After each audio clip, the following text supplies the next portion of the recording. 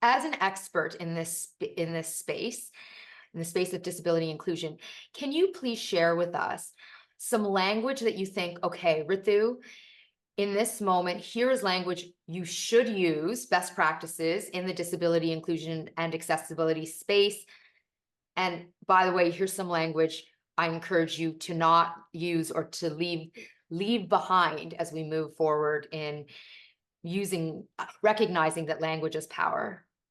Oh, thank you for this question. I think one that sticks out for me a lot is people wanting to move away from using the word disabled or people with disabilities altogether. So sometimes you'll hear words like, I want to celebrate the differently abled, as if a rebranding strategy is suddenly going to remove the barriers we face or create more equitable, inclusive spaces. So I would urge people, especially non disabled folks, to think about the ways in which you're using language to prioritize your comfort instead of using language to work with us collaboratively to drive change.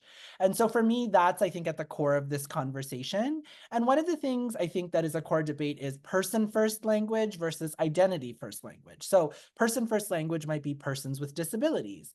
Identity first language would be disabled people. There's a movement towards identity first language, so it situates us within that context. But many people and many organizations still leverage person first language. So I encourage people when you're having conversations and you're getting to know about an individual or an organization, be open to having them as people with disabilities lead you forward in the conversation with the language they choose to use. Some things I think that are also interesting is it's not just pejorative language or negative language or offensive language that we need to pay attention to. I mean, we know of some words that are unacceptable and offensive in all contexts, but sometimes there's idioms or expressions that pop up as well. So I was blind to this fact, or someone will say that to me sometimes, and then they'll quickly correct themselves when they realize.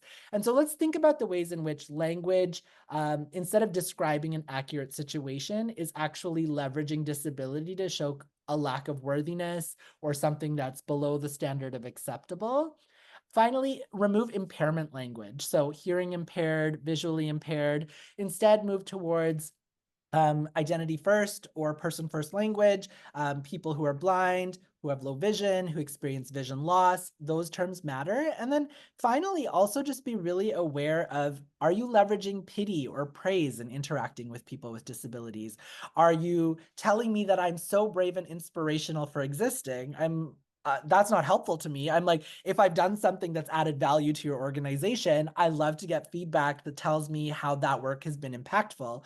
But my mere presence in the world, as much as my mom tells me I'm amazing, should not be the basis on which you praise my existence. So just be really mindful of the fact that language can show up in pejorative senses and offensive senses, but can also show up in ways where you're praising someone for simply existing, which diminishes our identity and lived experience.